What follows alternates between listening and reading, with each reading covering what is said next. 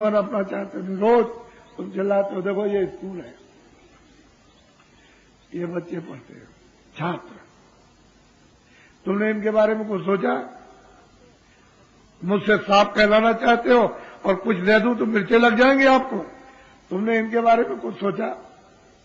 जिस समय पर तुमको देश आजाद हुआ था, उस समय पर बड़े बड़े लोगों को शिक्षा देनी चाहिए थी कि देखो भाई, अब तो देश हमारा आजाद हो गया, अब तुम्हारे हाथ में सब कुछ आ गया, फौज आ गए, खजाना आ गया, कागज पत्तर, कोर्ट कचहरी, सब कुछ आपके हाथ में आ गया।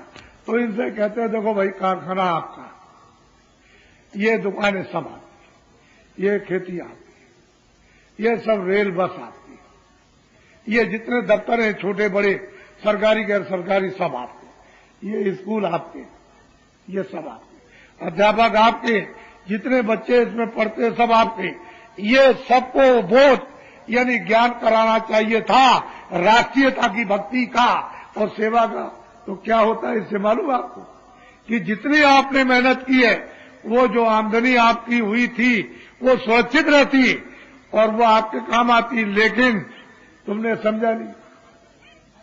ये सब दुकानें सब, मान लो कि हमको दवा की जरूरत है, बीमार है, गए आप गांव में कि भाई हमको दवा चाहिए, उनका भाई कल तो लोग आए थे, जला गए, तो दवा कहाँ है? तो गए इंदौर दौड़ करके, वहां दुकान पे गए, भाई हमको इस बीमारी की दवा चाहिए, चले गए, यहां भी आए थे, दवा की दुकान जला गए। तो दवा बताओ कहां से मिलेगी? जब बीमार हुए तभी तो जरूरत पड़ेगी। कहीं बस में जाना, कहीं रेल में जाना, तो चीजें तो सब आपकी हैं, सब आपके काम आएगी। ऐसा क्यों समझते हो? कोई शादी विवाह है तो दुकान पर जाओगे, घर में रखो रहोगे, सामान खराब हो जाएगा। दुकान पर रहते हैं, एरते फिरते पान की तरह से एरते फिरते रहते हैं, सामान ठीक रहता है, तो आप गए ले आए जाकर के, तो जरूरत पर वहीं जाओगे, सामान ले आओगे जाकर के। तो ये सब आपकी चीजें थी, लेकिन आपने क्या कहा? बस तोड़ दो, रेल तोड़ दो, स्कूल तोड़ दो, बच्चे मार दो, मास्टरों को मार दो, इन दुकानों को जलाओ, कारखाना जला दो, इसको कर दो और उसको जलाओ, दफ्तरों को जला दो और दफ्तरों के कर्मचारियों को मार दो। तो चारों तरफ से, और क्या मिलेगा तुमको? स्वर्ग मिल जाएगा। तो 47 सालों में आपने क्या किया है कि ये सब अपनी आमदनी, जो खेती, दफ्तर, दुकान, कारखाने, रेलों की, बसों की, हवाई जहाजों की और बिजलियों की, सब को खत्म कर दिया। हे बच्चा, कुछ नहीं रह गया। मेरे दिल से पूछते, कुछ नहीं रह गया। तब ये भगे कि भाई किसी तरह से ये कैसे राजकाज चलेगा। तो बाहर गए, कहा हमारा देश बड़ा गरीब है और आप अपने देश से कुछ कर्जा दे दो। तो विदेशों से ये कर्जा मांग के ले आए। कितना ले आए ये तो आप विद्वानों जानो, मुझसे इससे मतलब नहीं, लेकिन कर्जा ले आए। मैं तो इतना ही जान सकता हूं कि कर्जा आप दे नहीं पाओगे। जब ब्याज ही नहीं दे पाते हो, कर्जा देना बहुत मुश्किल, विदेशी कर्जा। फिर ये बताओ आप कि कर्जा कौन देगा? क्योंकि विदेशी तो कर्जा छोड़ेंगे नहीं भारत से, जो भारत को दिया वो तो छोड़ेंगे नहीं। तो ये सब एमएलए चले जाएं और एमपी चले जाए, सब हट जाए, तो ये दे देंगे? ये बच्चा कोई नहीं देगा। ये जो बैठे जंगलों में जो अनाज पैदा करते हैं, ये भूमि जोता काश्त का, ये सब इनको देना पड़ेगा और एक नया पैसा कोई नहीं। इसलिए आपको ये बोध कराना चाहिए था कि ये सब आपकी चीजें हैं, दुकान, दफ्तर, रेल, बसें, और ये मतलब ये है कि राष्ट्रीयता तुम्हारे काम आएगी। आज भक्ति का पाठ पढ़ा दिया होता और तुम्हारी आमदनी सुरक्षित रह गई होती, तो भारतवर्ष, तुम्हारा देश इतना धनाढ्य हो जाता कि विश्व के यानी देश तुम्हारे धन से पीछे हो जाते। तुमने नाश कर दिया। ये हमसे पूछिए आप। इसलिए ये बच्चे पढ़ते। अब ये बताओ आप, इनके लिए आपने क्या सोचा? इतने स्कूल है, तमाम मतलब है भारतवर्ष में कितने स्कूल, कितने बच्चे पढ़ते, इनके लिए आपने क्या सोचा? अब जब पैसा नहीं रह गया, यानी कर्जे का पता नहीं कहां लगा, तो भगे आप वहां विदेशों में, वहां के सरकारों से कहा हाथ जोड़कर कि हमारा देश गरीब है, अपने देश के सेठ साहूकारों को यहां भेजो, तो अपने पूंजी का यहां से ले चलो, विस्तार कर दो, क्योंकि वहां पूंजी नहीं रही। मतलब इस साफ स्पष्ट बात है कि भारत में पूंजी नहीं रही, तब बुला रहे हो आप कि पूंजी का विस्तार कर दीजिए, हम सब सुविधा देंगे। अब वो यहां आ रहे, हे बच्चों, स्कूलों वाले, ये सब के सब बाहर नक्शा ले जाएंगे तुम्हारे छोटे बड़े कारखानों में क्या बनता है, इसका नक्शा ले जाकर के बाहर यानी ले जाएंगे और वहां सामान बनाएंगे, सुंदर बनाएंगे, मजबूत। तुम्हारे यहाँ 400 रुपए का, उनके यहाँ उनका सामान 50 रुपए का। ये मानो 2 अरब की मानो मंडी है, भारतवर्ष है मनुष्यों की। ऐसी मंडी को कौन नहीं चाहेगा? तो वो सामान ला करके फेंक देंगे। ए बच्चों, सुंदर रहेगा, मजबूत रहेगा और सस्ता। वही 400 रुपए 50 रुपए का, तो लोग सब उसको चाहेंगे कि भाई वो सुंदर किया गया, मजबूत किधर चला गया, सस्ता किधर है, बढ़िया वाला वो हमको चाहिए, हमको ये दुकानों पर नहीं। तो ये दुकानों का सामान देसी आपका रखा रहेगा, या तो इसको और कम में निकाल दीजिए, जल्दी जल्दी रखा रहेगा। तो ये दुकानदार कारखानों से यानी सामान पेटियों से नहीं मंगवाएंगे, वो सामान वही स्टॉक गोदाम में जमा हो जाएगा। जब जमा होगा तो लेबरों को वहां से मजदूरी किधर मिलेगी, इसलिए वो कारखाने ऑटोमेटिक बंद हो जाएंगे। तो जब उनके मैनेजर और उनके कर्मचारी बाबू और मजदूर जब घर में बैठ जाएंगे, जब कारखाने बंद हो जाएंगे, तो उनके भी तो बच्चे इन स्कूलों में पढ़ते हैं और कामगारों के बच्चे भी पढ़ते हैं और लोगों के भी पढ़ते हैं। तो आपने इन बच्चों के बारे में कुछ सोचा, कुछ विचार किया? तो कहते हो हम विद्वान हैं और कहते हो हम डिग्री प्राप्त की, कहते हो हम बड़े समझदार। आपने इसके लिए जनरेशन, ये जो दुरुपयोग होने जा रहा, ये जनरेशन के बारे में बच्चों छात्रों के लिए सोचा? तो आपने ये क्यों नहीं कहा कि हमारे देश के जितने सेठ साहूकार हैं वो सब मेरे पास आओ और उनको जगह जगह बुला करके उनकी मीटिंग करते और उनसे कहते हैं देखो हम सब सुविधा देंगे, तुमको हर तरह की देंगे सुविधा, और तुम कहीं से धन ले आओ, यानी मतलब रुपया पैसा, और तुमसे इनकम टैक्स और सेल टैक्स नहीं लिया जाएगा, जो पुराना देते हो वही देते रहना। तुम 1 साल में और 1.25-2 साल के अंदर छोटा बड़ा कारखाना लगा दो। चलेगा, अच्छा हम लगा देंगे, तो आप हमको सुविधा दे दीजिए, हमसे पूछे नहीं कहां से ले आए, तो ये ले आएंगे और साल 1.5 साल 1.25-2 साल में छोटा बड़ा कारखाना। तो इनसे ये कहिए कि जितने भी छात्र पढ़ रहे स्कूलों में उनको सबको काम नौकरी देते हैं। इनको तो ये छात्र हैं, इनको ढूंढने की जरूरत नहीं, एप्लीकेशन लगाने की जरूरत नहीं है। ये वहीं से पोस्ट कार्ड अपना लिख देंगे और वो जमा रहेगा, मैंने ये डिग्री प्राप्त कर ली, अब करने जा रहा हूं, तो वहां रखा रहेगा। जैसे ही डिग्री प्राप्त होगी उनको पता चल जाए, इनको काम नौकरी दीजिए। तो भारत का जो वास्तव में वैज्ञानिक तबका, उसका उपयोग हो जाएगा।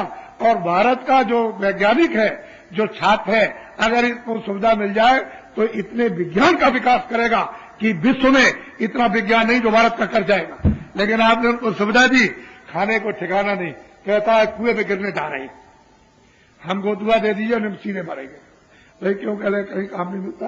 ये डिग्री हमारे पास में कोई काम नहीं मिल रहा, कहीं भी नौकरी भी नहीं मिल रही कि बाल बच्चों को। फिर यह है कि इनमें ढोलना डाल देंगे। ढोलना समझते हो, जो गाय भागने वाली होती है दूसरे खेत में चली जाती है, तो उसको एक लकड़ी का ढोलना डाल देते हैं, तो फिर पैरों में जब भागती है तो खट खट लगता है, वो तो आप जानते ही हो।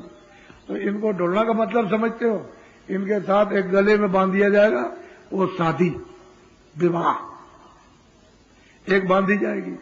तो जब घर में आएगी तो दूसरे दिन बोलेगी कि भाई अब तो कहीं जाओ, कहीं काम हम देखो, कहीं नौकरी चाकरी, तो कुछ कमा के ले आओगे, हम भी पहनेंगे, तुम भी पहनोगे, खाएंगे।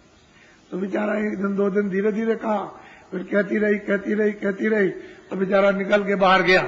महीने 2 महीने बाहर घूमता रहा, कहीं बम्बई किधर, और खर्चा भी किया। घर लौट के आया, कल कहीं काम नहीं मिला। तो घर में अब वो जोर से तड़क भड़क होने लगी, हम तुमको देख लेंगे, तुम हमको। तो कहता है माँ बाप से, कहने लगे ऐसी जिंदगी किस काम की, सीधे ही नदी में गिरता हूं, कुएं में। और कितने बच्चे ऐसे ही मर गए, कितनी स्त्रियां मर गई। तो आप ये नहीं जानते, इस पर सोचो। इनको अपने देश के लोगों को सुविधा दे दो। और बाहर के आने का भी मुहूर्त नहीं है, यानी योग नहीं है बाहर के आने का, बाहर विदेशियों के आने का और व्यापार करने का बच्चों मुहूर्त नहीं है। और तुम्हारा भी बाहर व्यापार करने का मुहूर्त नहीं है। तुम विदेशों में व्यापार करोगे, तुम्हारा नुकसान हो जाएगा, ये लिख लीजिए आप। और विदेश के लोग भारत में व्यापार करेंगे, उनका नुकसान हो जाएगा। लेकिन आपने ये प्रतिज्ञा की है कि तुम्हारा भारत में नुकसान होगा, पूंजी निवेश में हम देंगे, तो ये भी और घाटा हो गया। हम चिल्ला रहे 4 वर्षों से कि नुकसान होगा और आप कहोगे नहीं हम नुकसान देंगे, तो कितना जमीन आसमान का अंतर। तो किसी की बात तो सुनना चाहिए कि भाई चिल्ला रहा कोई अपने मतलब के लिए चिल्लाए, तब तो आप कह सकते हो भाई ये सब रोएंगे, ये चिल्लाएंगे। अभी आते हैं सब स्त्री को, ये बहुत तकलीफ है, बहुत बीमार है, बहुत परेशान है और पैसे नहीं है और ये नहीं है और हम सब जगह वो आए, सब दवा खा ली, तो यहां कोई अस्पताल खुला? तो कहते नहीं आशीर्वाद दुआ दे दीजिए। अब पता नहीं इनको कहां से मालूम हो गया कि दुआ आशीर्वाद दे दीजिए। मेरे पास कोई अस्पताल रखा हुआ जो मैं तुमको दवा बांट दूंगा, वहां दवा बटती है, वाले लो जाके दो दवा हमने सब खा ली। अब यह हालत है। कहते हैं मैंने लाखों कितने लाख रुपया खर्च किया, कुछ भी नहीं हुआ। अभी इसको देख करके तकलीफ होती है। ये तो काम आपका था, मेरा काम दो ये नहीं था। मेरा काम दो यानी अच्छाई बुराई का बोध कराना और जीवात्मा को जगाना मेरा काम था। तो तुम कहने अब ये कर दीजिए। अब बड़ा भारी नुकसान होने जा रहा है। भारत का आदमी बच्चों ये बड़ा लालची है। मेरी बात को अपनी किताब में रखना लिख करके। ये बाहर के विदेशी अड्डा जमा लेंगे और थोड़ा बहुत आकर के पूंजी का विस्तार थोड़ी बहुत कर देंगे। वैसे तो उन्होंने क्या किया है कि वहां आए 3-3 लाख के बोर्ड लगा दिए मुंबई, कलकत्ते में, दिल्ली में, और कंपनी का नाम रख दिया और शेयर निकाल दिए और शेयर बिक रहे। एक ईंट भी नहीं रखी है कि सुई की नोक बन जाए और शेयर बिक रहे। वो तो अपना लेकर के डॉलर चले गए बाहर और ये दलाल उस शेयरों को बेच रहे। वो खरीद रहा, वो खरीद रहा और एक भी चीज इतनी भी नहीं बन रही। अगर देखने जाइए तो कहीं उसका नाम पता ही नहीं। हे बच्चों तुम क्या हो गए हो? ये सोच लो। भारत का आदमी बड़ा लालची है। ये चारों तरफ अड्डा जमा लेंगे और बड़ी बड़ी पोस्ट वालों को, जो बड़े ऊंचे पोस्ट पर है, बड़ी की पोस्ट पर, उनको खरीद लेंगे तो तुम्हारा भारत फिर गुलाम हो जाए, फिर हो जाएगा। कहते कुछ है, करते कुछ है और सोचते कुछ। कोई बैठता नहीं है साथ। जो कहे, जो सोचे और जो करे तब तो बैठ जाए। ये कहा और ये किया और ये सोचा, 3 काम अलग अलग हो गए तो कैसे एक जगह मिलाप होगा?